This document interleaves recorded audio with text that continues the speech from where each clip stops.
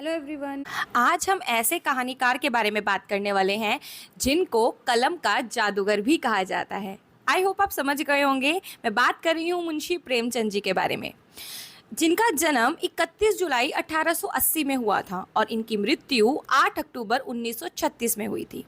वे हिंदी और उर्दू के सर्वाधिक लोकप्रिय उपन्यासकार, कहानीकार और विचारक थे और मुझे इनकी कहानियां पर्सनली बहुत ज़्यादा पसंद है।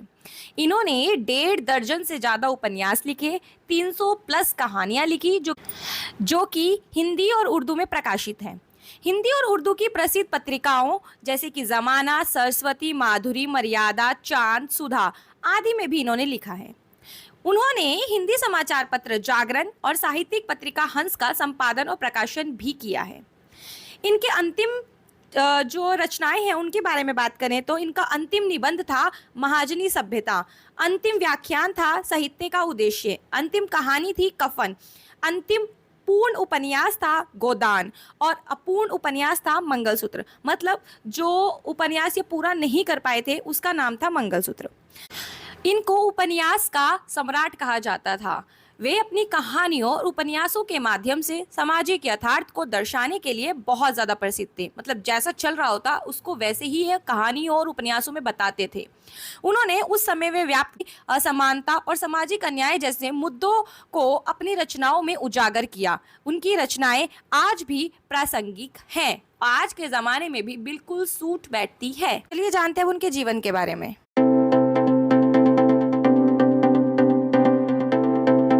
इनके जीवन परिचय को डिटेल में जानते हैं। इनका जो जन्म हुआ था वो हुआ था 31 जुलाई 1880 को वाराणसी के लम्ही गांव में एक कायस्थ परिवार के यहाँ हुआ। इनका जो वास्तविक नाम था ना वो था धनपत राय श्रीवास्तव। जो इनकी माता थी उनका नाम था आनंदी देवी और जो इनके पिता थे उनका नाम था मुंशी अजायब राय, जो कि लम्ही के डाक मुंशी थे। जब ये 7 साल के थे ना तभी इनकी माता की मृत्यु हो गई थी और जब ये 16 साल के थे तो इनके पिता की भी मृत्यु हो गई। इनकी जो आरंभिक शिक्षा की बात करें तो आरंभिक शिक्षा इनकी फारसी में हुई थी और बाद में इन्होंने बीए जो 1919 में की थी उसे इंग्लिश, फारसी और इतिहास में इन्होंने कंप्लीट किया था। इनकी मैरिज की बात करें तो इनकी भी 2 शादियां हुई हैं।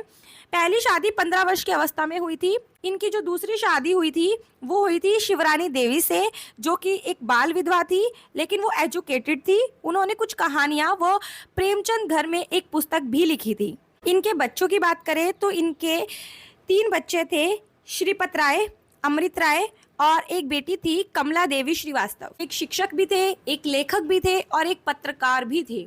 शिक्षा विभाग के इंस्पेक्टर के पद पर भी ये रहे थे, लेकिन जब असहयोग आंदोलन चल रहा था उसकी वजह से इन्होंने त्यागपत्र दे दिया था। इनकी मृत्यु की बात करें तो 8 अक्टूबर 1936 को लंबी बीमारी के चलते वाराणसी में ही इनका निधन हो गया। बात करते हैं इनकी प्रसिद्ध रचनाओं की, तो इनके जो फेमस उपन्यास थे वो थे देवस्थान, प्रेमा, कृष्णा, रूठी रानी, जलवह इसार, सेवा सदन, प्रेमाश्रय, रंगभूमि, निर्मला, कायाकल्प, अहंकार, प्रतिज्ञा, गबन, कर्मभूमि, गोदान, मंगलसूत्र जो कि अपूर्ण रह गया था, पूरा नहीं कर पाए थे, निर्मला। जो इनके सबसे ज़्यादा फेमस उपन्यास हैं इनमें से वो है निर्मला, गोदान, कर्मभूमि, गबन, रंगभूमि। अब बात करते हैं कहानियों की, तो इन्होंने बहुत सारी कहानियां लिखी हैं। इनकी पहली कहानी के बारे में कुछ विवाद है। आमतौर पर ऐसा माना जाता है कि दुनिया का सबसे अनमोल रत्न इनकी पहली कहानी थी और वास्तव में ऐसा माना जाता है कि सांसारिक प्रेम और देश प्रेम इनकी पहली कहानी थी। अब इसके ऊपर कुछ विवाद रहेगा, लेकिन आगे इनकी बहुत सारी कहानियाँ हैं, उनको देखते हैं।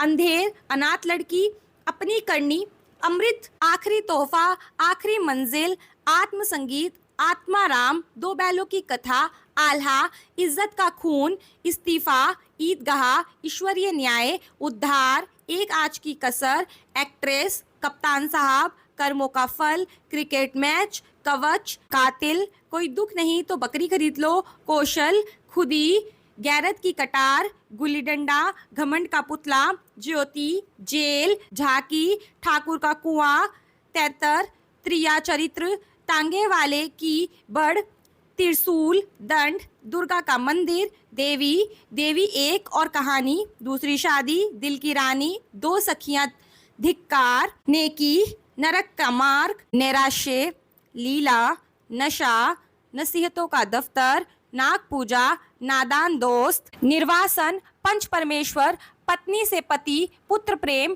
पे पूजा, प्रतिशोध, प्रेम सूत्र, प्रायश्चित, परीक्षा, पूस की रात, बड़े घर की बेटी, बड़े भाई साहब, बंद दरवाजा, मेकू, मंदिर और मस्जिद, ममता, माँ, मिलाप, स्वर्ग की देवी, राष्ट्र का सेवक, लैला, विजय, शंखनाद, शराब की दुकान, शादी की वजह, शांति, स्त्री और पुरुष, स्वांग, समर यात्रा, सोत, नमक का दरोगा, कफन। इनकी फेमस कहानियों की बात करें तो वो है पूस की रात, कफन, ईदगाह और पंच परमेश्वर।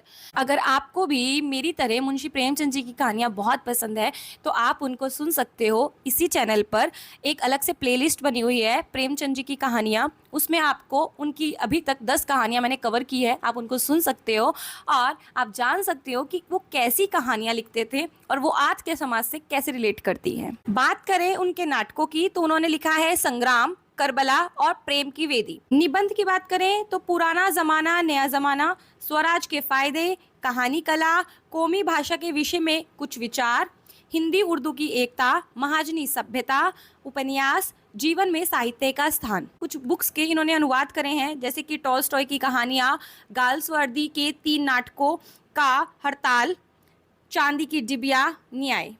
संपादन की बात करें तो इन्होंने जागरण जो कि समाचार पत्र था उसका संपादन किया, हंस मासिक साहित्यिक पत्रिका का संपादन किया और सरस्वती प्रेस भी चलाई थी। उर्दू की पत्रिका जमाना में नवाब राय के नाम से ये लिखते भी थे, लेकिन इन्हें सबसे ज्यादा सफलता कहानियां लिखने में मिली थी और उपन्यास में इन्हें सम्राट कहा जाता था। अब बात करते हैं इनकी विचारधारा की तो ये यथार्थवादी थे, इसके साथ ही वे स्वाधीनता संग्राम के सबसे बड़े कथाकार थे, इसलिए उन्हें राष्ट्रवादी भी कहा जाता है। वे मानवतावादी भी थे और मार्क्सवादी भी थे। वे हिंदी के पहले प्रगतिशील लेखक कहे जाते हैं। अब बात करते हैं सिनेमा जगत से उनके रिश्ते की। प्रेमचंद हिंदी सिनेमा के सबसे अधिक लोकप्रिय साहित्यकारों में से एक है। सत्यजीत राय ने इनकी 2 कहानियों पर यादगार फिल्में बनाई हैं। पहली जो कहानी है वो है शतरंज के खिलाड़ी और दूसरी है सदगति। सुब्रमण्यम जी ने सेवा सदन उपन्यास पर फिल्म बनाई है। मृणाल सेन ने कफन कहानी पर आधारित ओका उरी कथा नाम से तेलुगु फिल्म बनाई है जो कि सर्वश्रेष्ठ तेलुगु फिल्म का राष्ट्रीय पुरस्कार प्राप्त कर चुकी है। इसके अलावा गबन और गोदान पर भी फिल्में बनी हैं। इनके उपन्यास पर बना टीवी शो निर्मला भी बहुत ज़्यादा फेमस हुआ था। मुझे ये जानकर बहुत ज़्यादा आश्चर्य हुआ कि उनको कोई भी औपचारिक पुरस्कार उस समय नहीं मिला, क्योंकि वो उस समय जो चल रही कंडीशंस होती थी उसके ऊपर लिखते थे, वो गरीबी के ऊपर लिखते थे, वो उस समय जो सांप्रदायिक चीज़ें चलती थी उसके ऊपर लिखते थे, वो सत्य लिखते थे। शायद इसीलिए उस समय उनको कोई पुरस्कार नहीं मिला, लेकिन मरणोपरांत उन्हें उपन्यास सम्राट और कलम का सिपाही जैसी उपाधियों से सम्मानित किया गया। इसके अलावा उन्हें पद्म भूषण भी मरणोपरांत 1986 में मिला था। अब आपको समझ आ गया होगा कि मुंशी प्रेमचंद जी को कलम का जादूगर या फिर उपन्यास का सम्राट कहा क्यों जाता है। इतनी सारी कहानियां, नाटक, उपन्यास देकर उन्होंने हमारे हिंदी साहित्य को बहुत ज़्यादा समृद्ध किया है।